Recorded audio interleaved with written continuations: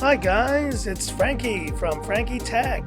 Good to see you guys again, and we are here on June 1st, and you know what that means? It is time for my Frankie Tech's best phones so far of 2020. It's incredible to think we're at the midpoint of this year, and what an incredible and tough year it has been, but the phone world keeps moving forward, and now at this midpoint of the year, I want to give out some awards to some of the best phones that I've experienced so far in 2020. Now, each one of these phones here is eligible for an upcoming award, but there are also phones that are not on this table that will be receiving awards today. So let's get started. Frankie Tech's best phones so far of 2020. So the first category, and let's get it out of the way here, best compact phone goes to the iPhone SE. Now I know a lot of you Android guys out there really weren't a fan of this phone, but you can't deny when it comes to just a compact feel in the hand, 4.7-inch display, this iPhone SE is an anomaly. It's really an anomaly in 2020. Apple has come up with a very small phone, yes, using an old design. Look, I couldn't give this affordable flagship because of these big bezels, because of the battery life, I understand. But when it comes to the fact that you have a powerful A13 Bionic processor, great cameras,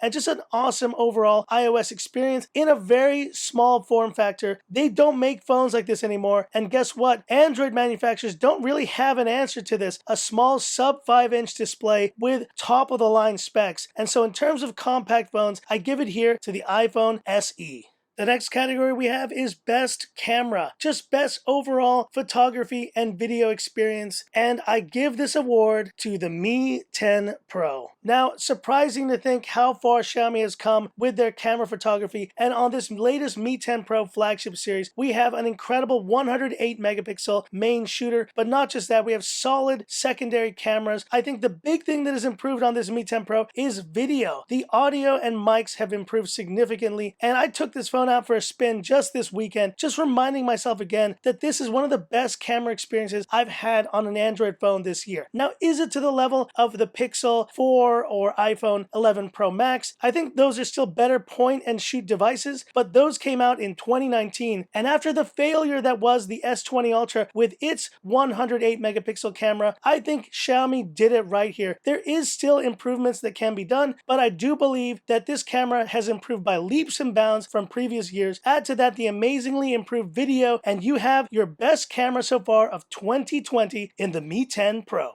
And now let's talk about a category of a phone that is not here, best gaming phone. And my favorite top gaming phone so far of 2020 has got to be the beast, the Black Shark 3 Pro. Now the Black Shark 3 Pro was just an incredible device in the time that I used it. It did become a little bit too big for my personal use, but if you want all the bells and whistles in a gaming phone, like shoulder buttons that pop up from the side of the phone, 2K display, 90 Hz refresh rate, and just an incredible overall immersive experience, I give the gaming award here to the Black Shark 3 Pro. But we do have an honorable mention in this category, and that goes to the Nubia Play 5G. Now this phone just proved to me that Nubia is back on the map, and of a phone in this $350 price range, they had a Snapdragon 765 and a tremendous 120 Hz AMOLED panel, which allowed for an incredible gaming experience. 120 Hz AMOLED is going to be the gold standard for displays on gaming phones, and it's incredible to know we have already seen it here on this Nubia Play 5G in a sub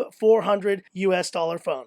And now we come to the next section, best mid-range phone. So these are phones that really are in that $300 to $400 price range. Now there have been a number of contenders in this category, like the Oppo Reno 3, like the Galaxy A71, like the Mi 10 Lite Zoom. But honestly, there's one phone that just recently has proven to me that a light phone doesn't have to be so light. I give my mid-range award to the Mi Note 10 Lite. Now this phone hasn't done much different from the Mi Note 10 and Mi Note 10 Pro. And that's why I have grown to love this phone so much. Xiaomi basically took the same design and gorgeous just looks of that series and brought it down to a lower price point. You still have this beautiful AMOLED display, the gorgeous industrial design, a Sony IMX686, but honestly, most importantly, you have this amazing 5260 milliampere battery, which is one of the top performing batteries in the mid-range segment. It really is what every light phone I wish could be, and I would love to see a Mi 10 series or Lite series phone phone, not like the one we eventually saw with the Mi 10 Lite zoom, but something more akin to this that brings down certain specs but keeps the gorgeous design of, in this case, the Mi Note 10 series. And with the Snapdragon 730G, this phone will still serve your needs very well in 2020. Easily the most well-rounded phone I have reviewed this year. The mid-range award goes to the Mi Note 10 Lite.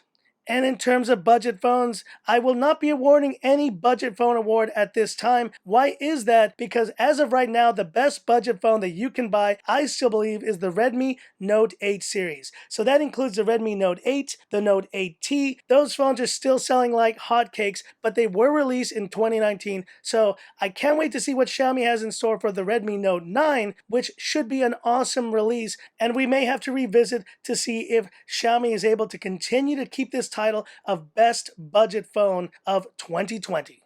But now here we go, guys. Best affordable flagship phone. And I think you know which one it is. It's none other than the Redmi K30 Pro. Now, I told you guys 60Hz AMOLED was going to be the way to go in 2020. When I saw this Redmi K30 coming out with these 120Hz LCD displays, I patiently just sat around and kept saying, no thanks, I'm going to wait for a 60Hz AMOLED phone. If it continues the tradition of the Redmi K20 Pro, is going to be the phone to recommend, and that's exactly what this Redmi K30 Pro turned out to be. Now, I have the Zoom edition, but honestly, even with the base model, you're getting an incredible device with this gorgeous bezel-less, no punch hole, no notch display, which is a rarity now in 2020 as so many phones are moving towards punch holes and just other solutions instead of the typical pop-up camera that we saw a lot in 2019. And when this Redmi K30 Pro was released at $420 for the base model, I was just shocked, and I knew that Xiaomi had a hit on their hands here. I have absolutely loved this phone, and I will continue to recommend this phone because I really do think that besides the lack of higher refresh rate, you have the best affordable flagship phone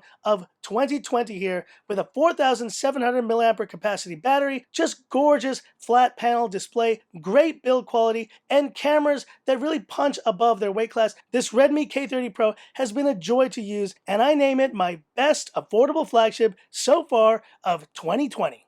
But when it comes to best overall phone, despite what Xiaomi, Realme, Apple, Samsung, you name it have done, there's one phone that has just impressed me more than any other. And it is not only the best flagship phone I've used so far, it is the best overall phone I've used this year. And that award goes to the OnePlus 8 Pro. And guys, there's no other phone that has hit the heights and just the level of finish and just fluidity of this OnePlus 8 Pro. There's something about the design of this phone, there's something about the look of it, the feel in the hand, that gorgeous, absolutely stunning, best-in-class 120Hz display, which really, I think, having tested the S20 Ultra, maybe is the only other phone that comes close. It is one of the few phones that can do QHD Plus at 120Hz, and not just that, but the battery life at this setting, this is the only way I use it, has been incredible. I've been able to use this phone for up to 9 hours screen on time, but the real winner here, I think, is the OS.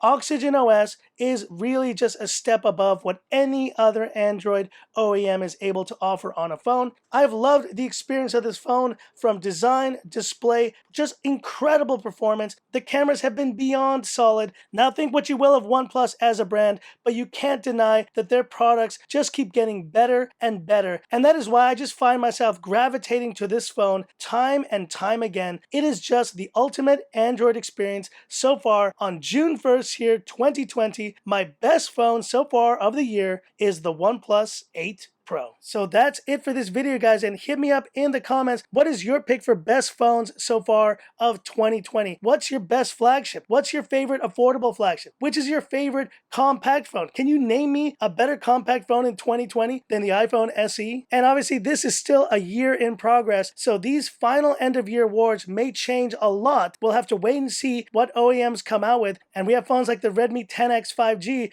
that maybe deserve to be on this list, phones like the Pixel 4a, and let's not forget the upcoming fall season with releases like the Note 20, Note 20 Plus, and the iPhone 12. So there's a lot of phones still to cover this year, but I hope you enjoyed this kind of recap of the best phones so far of 2020. And if you liked the video, give me the thumbs up. And if you love the content of Frankie Tech, subscribe to the channel, hit the bell icon for future updates. That's right, guys, Redmi 10X 5G. Stay tuned. I'll be getting a hold of that one very soon, along with some other great tech, always here on Frankie Tech.